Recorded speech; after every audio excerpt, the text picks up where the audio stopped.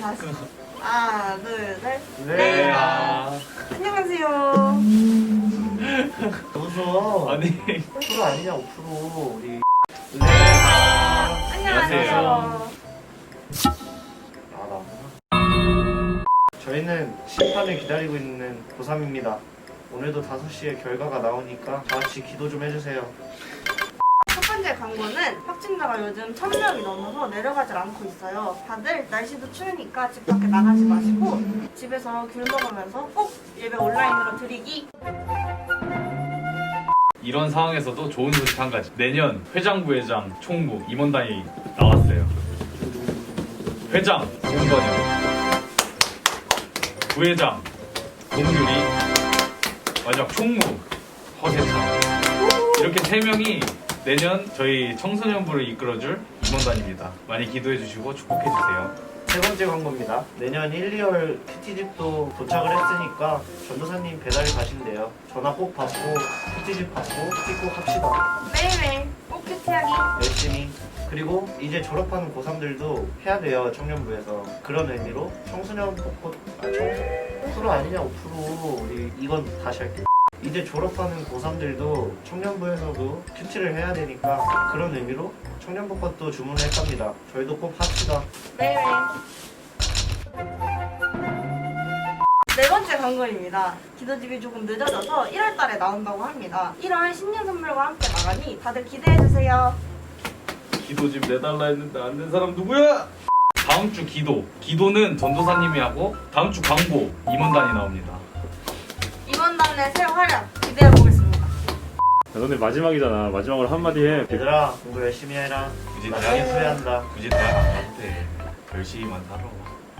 오늘 광고는 여기까지입니다. 예배 잘 들어주세요. 구독과 좋아요. 알람 설정까지 부탁드려요.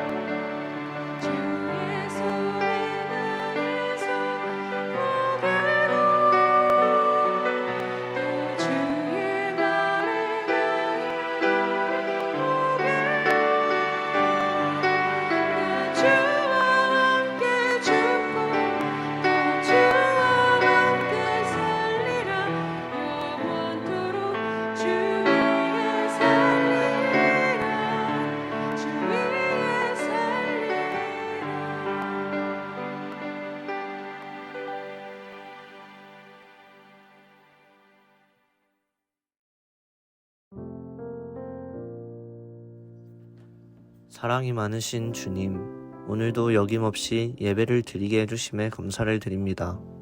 2020년이 얼마 남지 않은 가운데 1년 동안 우리의 삶에서 주님의 말씀을 실천하게 해주셔서 감사합니다.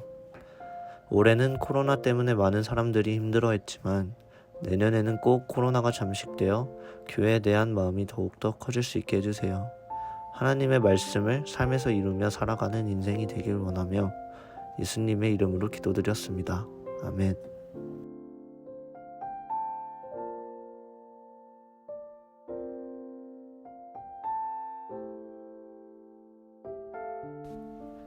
말씀이신 하나님, 오늘도 우리에게 말씀하여 주시고 우리에게 들을 귀를 허락하여 주시옵소서.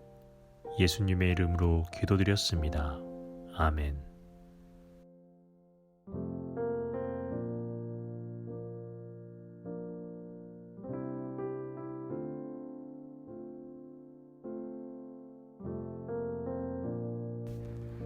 그러므로 사랑하는 자들아, 너희가 이것을 바라보나니 주 앞에서 점도 없고 흠도 없이 평강 가운데서 나타나기를 힘쓰라. 네, 오늘은 재림의 의미라는 제목으로 말씀을 나누겠습니다. 지난 12월 7일부터 14일 한 7일 동안 한 리서치 전문 기업에서 대한민국에 있는 대학교 교수 906명을 대상으로 2020년도를 돌아봤을 때 가장 잘 어울리는 사자성어가 뭐라고 생각하는지 설문조사를 한번 한 적이 있어요. 그때 1위로 꼽힌 사자성어가 아시타비라는 사자성어예요. 이 사자성어의 뜻은 내가 하면 옳고 남이 하면 그르다 라는 뜻이에요. 왜 이러한 사자성어가 2020년도를 나타낼 만한 사자성어가 됐을까요? 여러분도 잘 아시겠지만 2020년도는 정말 다사다난한 한 해였어요. 매년 연말이 될 때마다 올 한 해 참 다사다난한 한 해였습니다 라는 이야기를 하는데 2020년도는 그 누구도 부정할 수 없을 만큼 많은 일들이 있었어요. 그것은 우리나라만의 일이 아니었죠. 전 세계가 동일하게 재앙을 맞이한 거죠. 이러한 상황에서 한국은 법무부 장관과 검찰총장의 공방전까지도 겹쳐 있었죠. 이러한 모습을 바라볼 때 모든 국민들이 지금 이 코로나19 때문에 신음을 앓고 있고 전 세계도 마찬가지인데 어떻게 우리나라는 지금 누가 옳고 그르다만 따지고 있는 건지 답답한 마음이기도 하고 코로나19 대응 방침에 대해서 문제를 삼는데 정말 문제의 본질인 해결책은 제시하지 않고 대응책에 대한 평가에만 몰두하는 이 모습들을 볼 때 정말 답답하다는 거죠. 그래서 중앙대학교의 모 교수는 서로가 아무런 이득이 없는 소모전만 하는 모습을 보니 이 아시타비라는 사자성어가 떠오른다라고 이야기했습니다. 아마 아시타비라는 사자성어에 한 표를 던졌던 대부분의 교수들이 이러한 마음이었을 거예요. 문제에는 집중하지 않고 서로 옳다 그르다만 따지는 모습. 특히나 코로나19의 대응책을 놓고 잘했든 잘못했든 현재는 문제 해결을 어떻게 해야 될지 해결책을 제시해야 될 때인데 그러한 것은 없고 서로가 시시비비만 따지고 있다라는 거죠. 이렇게 쓸모없는 소모전을 하는 모습이 베드로후서가 기록된 그 당시의 분위기와 매우 흡사하기도 해요. 지난주에도 한번 언급했지만 이 베드로후서는 예수 그리스도의 재림을 기다리는 그리스도인들에게 쓴 편지라고 이야기를 했었죠. 당시 그리스도인들에게는 고민이 한 가지 있었어요. 예수 그리스도의 재림이 오지 않는다라는 내용이죠. 그럴 때 누군가는 예수 그리스도의 재림은 없다라고 이야기를 하고 누군가는 있다라고 이야기를 하고 여러 가지 공방전하는 모습들이 많았겠죠. 그리스도인들 사이에서도 이러한 갈등으로 갈라져 나갔기도 하고 또 비그리스도인들은 이런 그리스도인들을 공격하기도 했습니다. 오늘 본문이 속해 있는 3장 초반을 보면 이 그리스도의 재림을 부정하는 거짓 선지자들은 이 그리스도인들을 향해 비아냥거리기 시작하는데 내용은 이렇습니다. 아니 주께서 언제 강림하신다는 이야기가 있냐라며 이들을 질타하기 시작하죠. 그리고 그들은 자신이 원하는 대로 흔히 말해서 자신의 욕구대로 살아갑니다. 절제하는 것 없이 흔히 막 사는 거죠. 이렇게 말하는 거짓 선지자들을 바라보는 그리스도인들의 마음이 어땠을까요? 당연히 좋지 않았겠죠. 그래서 베드로서는 3장 8절에서 이런 말을 합니다. 한번 다 같이 읽어보겠습니다. 사랑하는 자들아, 주께는 하루가 1000년 같고 1000년이 하루 같다는 이 한 가지를 잊지 말라. 아멘. 주님께서는 하루가 1000년 같고 1000년이 하루 같다라는 사실을 잊지 말라는 거죠. 무슨 말이죠? 하나님의 시간 개념과 인간의 시간 개념이 다르다는 거예요. 하나님께서는 인간이 1000년을 기다리더라도 하루가 지난 것처럼 느끼시고 또 하루가 지났지만 1000년이 지난 것처럼 느끼시기도 한다라는 이야기를 하는 거죠. 이러한 이야기를 보면서 어떤 사람들은 흔히 이단이라 그러죠. 예수님이 언제 재림하신다, 이때 오신다, 그때 오신다라고 많은 사람들을 미혹했던 이단들도 많았어요. 하지만 우리가 분명히 알아야 될 사실은 10절이에요. 10절 다 함께 읽어보도록 하겠습니다. 그러나 주의 날이 도둑같이 오리니 그날에는 하늘이 큰 소리로 떠나가고 물질이 뜨거운 불에 풀어지고 땅과 그 중에 있는 모든 일이 드러나리로다. 아멘.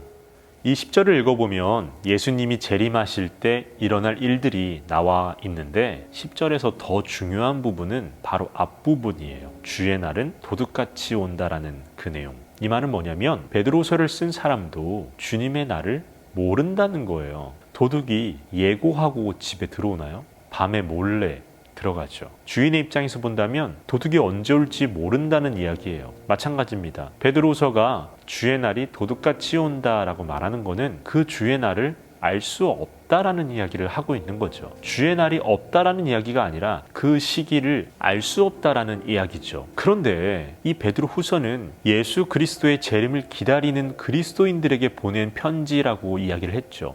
그렇다면 예수 그리스도의 재림을 기다리는 그리스도인들이 온갖 조롱과 박해를 받고 있는 상황이기 때문에 그들을 위로하는 편지를 써야 되는데 나도 알 수 없어 라고 쓰는 것은 위로가 되나요? 언제 온다고 말을 해줘야 위로가 되죠. 왜 이렇게 기록했을까요? 이야기는 여기서부터 다시 출발하는 거예요. 베드로서를 쓴 사람은 재림의 의미를 이들에게 가르쳐주고 싶은 거예요. 14절을 한번 읽어보도록 하겠습니다.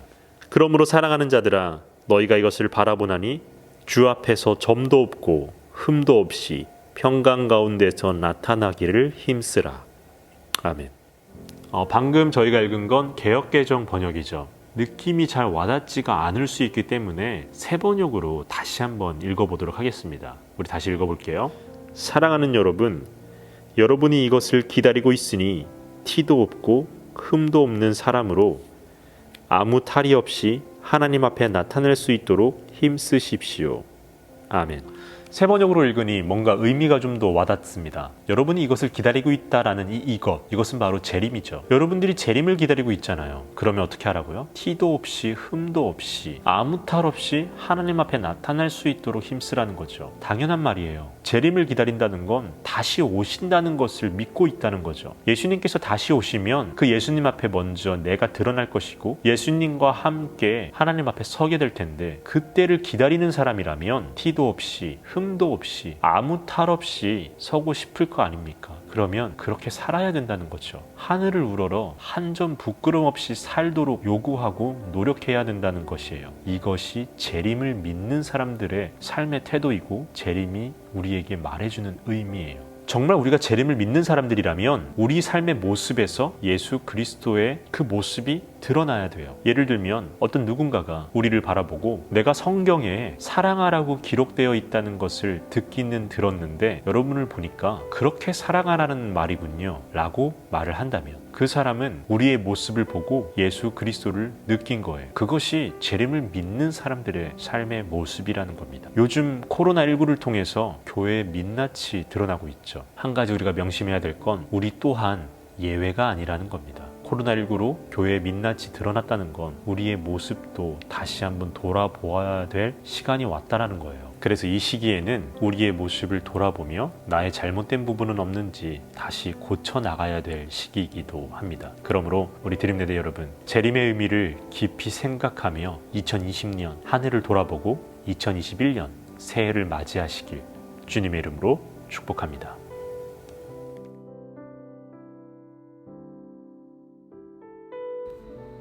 우리를 인도하시는 하나님, 이제 2020년이 얼마 남지 않았습니다. 하나님께서 허락해 주셨던 1년이라는 시간을 돌아보고 감사하며 앞으로 우리에게 허락하실 시간을 기대하고 감사하는 마음으로 맞이하게 하소서. 무엇보다 우리의 믿음이 삶으로 나타날 수 있도록 이끌어 주옵소서. 예수 그리스도의 이름으로 기도드렸습니다. 아멘.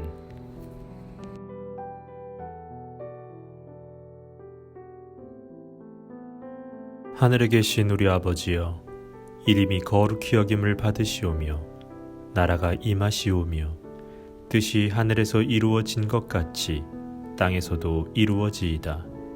오늘 우리에게 일용할 양식을 주시옵고 우리가 우리에게 죄 지은 자를 사하여 준 것 같이 우리 죄를 사하여 주시옵고 우리를 시험에 들게 하지 마시옵고 다만 악에서 구하시옵소서. 나라와 권세와 영광이 아버지께 영원히 있사옵나이다. 아멘.